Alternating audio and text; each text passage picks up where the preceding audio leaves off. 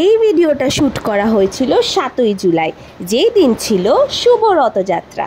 তাই সকালবেলা ঘুম থেকে উঠে আমি আর রায়না চলে গেছিলাম রথ দেখতে। তারপর বাড়িতে এসে সুন্দর করে রথ সাজিয়ে আমরা রথকে পুজো করে নিলাম। তারপর দুপুরবেলা খেয়ে দিয়ে ঘুমিয়ে বিকেলবেলা উঠে আমরা কি করতে বেরোলাম, আমাদের সবাই কেমন যাচ্ছে তিনজন। রায়না কি বলতে চাইলো তোমরা কি বুঝতে পারলে? রায়না জিজ্ঞেস করছে রায়নাকে কেমন দেখতে লাগছে, কারণ ওর ফেভারিট প্রিন্সেস ড্রেস পরেছিল। আর এই দেখো রথ আস্তে আস্তে সন্ধে হয়ে গেল, সন্ধ্যের আলোতে জগন্নাথকে যেন আরও সুন্দর দেখতে লাগলো। এইভাবে আমরা আনন্দ করে দিনটা কাটালাম। আর এই ভিডিওটা তোলা হয়েছিল 15 জুলাই, যেদিন ছিল উল্টো রথ।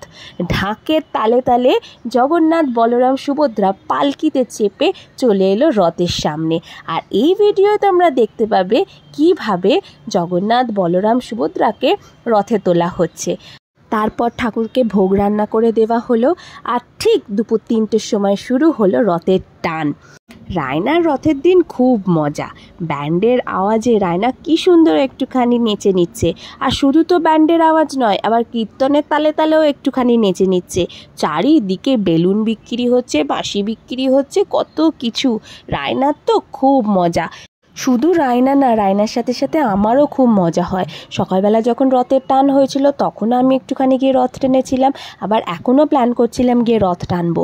একটু ভয়ও লাগে, রথটা যখন গড়গড় করে এগোয় আর ওই ভিড়ের মধ্যে রথ টানা, ভয়ও লাগে আবার ইচ্ছাও হয়। কিন্তু একা একা কি আর রথ টানতে ভাল লাগে? তাই বৌমনিকেও বললাম চলো চলো সবাই মিলে গিয়ে রথ টানি। আস্তে আস্তে রথ এগিয়ে এলো আমাদের বাড়ির সামনে। চোখ বন্ধ করে মহাপ্রভুকে নিজের মনের কথা জানালাম। আস্তে আস্তে সবাই মিলে রথ টেনে নিয়ে যাচ্ছে গঞ্জ বাজারের দিকে। শুধু তো রথ দেখা নয়, রথ দেখার পরও ছিল পকোড়া খাওয়া। আবার শুধু পকোড়া খাওয়া নয়, খেলনা কেনাও ছিল। তাই সব কিছু মিলিয়ে আমাদের রথযাত্রা দারুণ কাটলো।